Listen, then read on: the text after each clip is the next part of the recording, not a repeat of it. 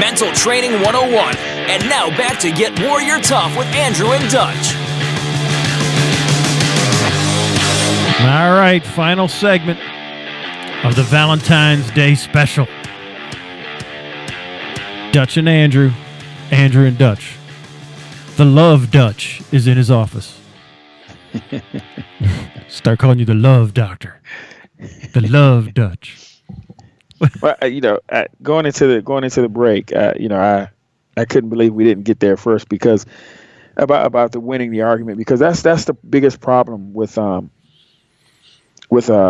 especially I see young couples, is that there's more emphasis on being right and winning the argument than there is a solution, right? Because we know there are two different things. Listen, right? When I was younger, right, I was so focused on being right that even when I was right, I ended up being wrong. You know what I mean? Because I'm just hammering. I'm going to be right. I'm going to be right. I'm going to be right.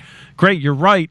But now you're like that farmer that there's one weed in the cornfield, and he's standing there with a can of gas and a torch, and the field is burnt to the ground, and he's like, I got that weed. Mm-hmm. But great, you burnt the entire crop getting that one weed, dude. And, I said this to my 12-year-old yesterday. She was dealing with her younger siblings, and she was right about something. But I've been trying to teach her, I'm the problem, I'm the solution, right? So, she's 12, and her 7-year-old, 6-year-old, and soon-to-be 5-year-old siblings aren't getting it. And I proposed to her. I said, is there a chance that you're not offering it correctly, or you're not being very effective in communicating the information to them? I said, they're 7, 6, and 5, right? So maybe you have to do a better job of getting the information to them. And I said, I'm not saying you're not right. I said, but does it matter if you're right, but they're not getting it? I said, would you rather them get, what's more important? She says, it's important that they get it. I said, okay, so if they're not getting it, if 3 of them aren't getting it, then maybe because the way you're handing it out is wrong. It'd be different if one of them wasn't getting it and the other 2 were getting it. None of the 3 are getting it. So it's not always about being right. It's about how you effectively how you communicate the information that you have, whether it's right or not, right? And we get bogged down on wanting to be right, man. We beat them down and we beat them down and we beat it, and then we spike the football at the end. And then I have never spiked the football, Dutch. But I frown on that behavior. You're the one that I remember in the past was like, no, I like celebrating. It's all good. Oh yeah. Oh, I love it. Love it. But you ruin the relationship, and you go, well, I was right. Yeah, you sure were. And you're right all by yourself. Yeah. No, absolutely. And it's just being right is just, it's dumb. Because, and here's the thing, I know it's counterintuitive, but when you give people a chance to have their truth, they know when they listen, everybody knows if they're on the right side or the wrong side of something in an argument. Mm-hmm. Mm-hmm. They know they back themselves in the corner. If you will let them come out of the corner, we call it giving them a handle to hold on to. If you let them come out of the corner, they will. But, they may not do it right then while you're standing there. You may have to give them some space, and eventually, after a little time, they'll come out of the corner. I mean, they'll be like, come out of the corner. Come out right now. You need to come out of the corner. Like, that's not making anybody want to come out of the corner that they painted themselves into, right? You know what I mean? Like, so just relax, man. What was that? RELAX.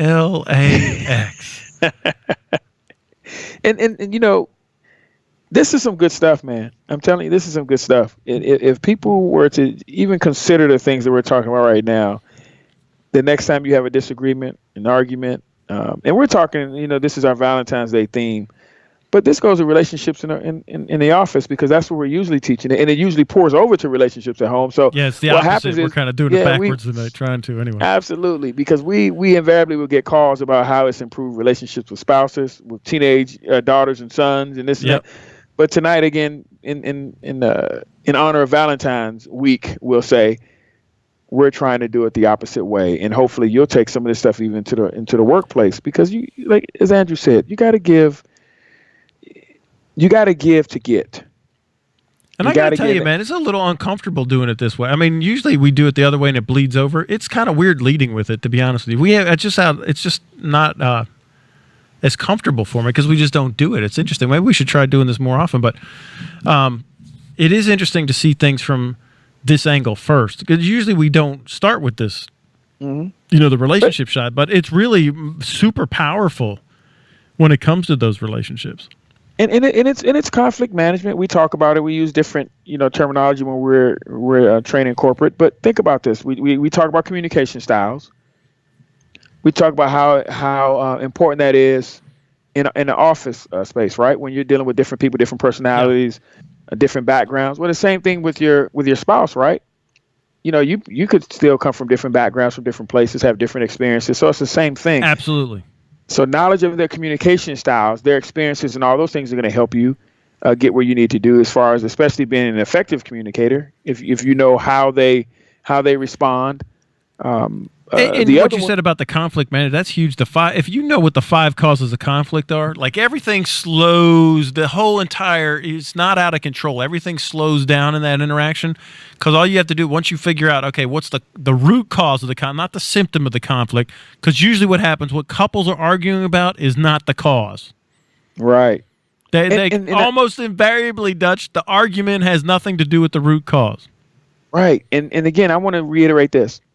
A lot of the things that we're saying, you're going to have to figure out the solution, because we don't know the specifics of the different arguments, right? But I guarantee you, if you employ some of these tactics, some of these skills, you will save tons of time, because you're going to be able to get there quicker, because you know the communication style, right?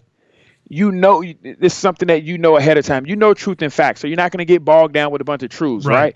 So we're saving you tremendous amounts of time, so you can get right to the root cause, as Andrew just alluded to with the conflict management, knowing the types of conflict, where to not waste time and where to invest your time. Levels of listening, we talk about that in corporate. And if you want to get some of this corporate training, again, as we always say, go to www.getwarriortough.com. There's a menu of things that we can teach that give you an idea. A smorgasbord, a cavalcade. Right. So you can reach out to us, and there's a bunch of different things. So we're giving you bits and pieces, and again, in honor of Valentine's Day, trying to apply it to relationships, but we're giving you bits and pieces of a bunch of different stuff. But levels of listening, right? Yeah. Oh, dude, if you get a hold of that, your relationship, and it's what we teach, right? It's people whisper, what we talk, and you'll have anybody eating out of your hand. You'll get anybody doing anything that you want. And then the secret really to that is listening.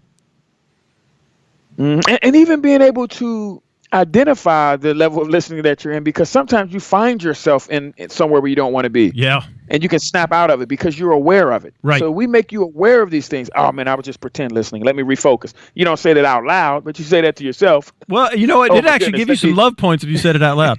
Baby, listen, baby. And I know. We both know I was pretend listening right there. So let me just focus and we all know I was pretend listening. Or I was selective listening. We all know I was selective listening. Yeah. My dad was great at that, man. Who's pregnant? What? Go back to watching Perry Mason, Dad. It's all right. But again, we always talk about the awareness and the knowledge of these things are just as valuable as anything else. Because when you equip with this knowledge, you know where you need to be and where you most importantly do not need to be. And so you save tons and tons of time. Because you have this information that aggravation and energy, and spinning your wheels and frustration, because it's going to just be frustrated for everybody involved. And we talk about diffusing and de-escalating situations, which can be critical. I ain't gonna make any jokes, but when dealing with the opposite sex, whether it be you're a male dealing with a female dealing with the male. We're different. Diffusing and de-escalating is a powerful, powerful tool. That's another thing we teach. Yeah, it's and all this stuff, Dutch, that we do is science-based. And I said this to somebody the other day, because there's like a whole rash of dudes coming back from Afghanistan and Iraq that were in the SEALs or the Green Berets or the Marine, and we're all doing our mental toughness shtick. The difference that what you and I do is that we have a duplicatable process. It doesn't mean you have to go to Navy SEAL training or boot camp or go to a war or get shot or almost get killed in order to, duplicate these processes. It's all science-based, and anybody can do it. Mm-hmm. We're going to tell you exactly what to do, when to do it, and how to do it. And it's very simple. A lot of like, mental toughness is like the buzzword out there right now. I'm seeing stuff dudes every day. Extreme this and, undo that. And, it's just, you don't have to go to war in order to be mentally tough. You don't have to have a failed mission where dudes on your team got killed and you came back. And so now, now I know what it's like to be mental. You don't have to do that. Okay. In our process, it's a science-based, it's the neuroscience, it's the biopsychology. Yes, we mix in some of the warrior culture, but it's all the good parts. And you don't have to go to some survival camp or do a 10K mutter run in order to be mentally tough. I'm just saying. Right. So in the final minute of the show, wrap up Valentine's Day and how it applies to what we do in a nutshell and why people should reach out to us.